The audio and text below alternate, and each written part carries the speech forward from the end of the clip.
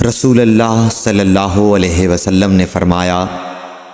جس شخص کے ساتھ اللہ تعالی بھلائی کا ارادہ کرے اسے دین کی سمجھ عنایت فرما دیتا ہے،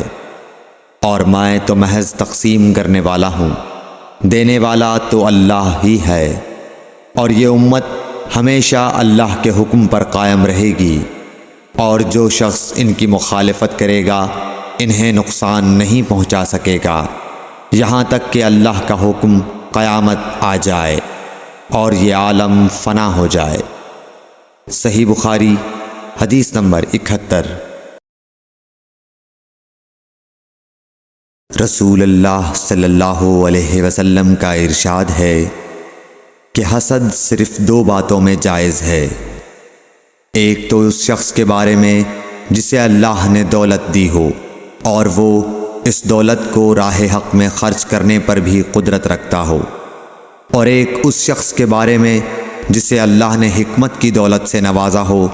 اور وہ اس کے ذریعے سے فیصلہ کرتا ہو اور لوگوں کو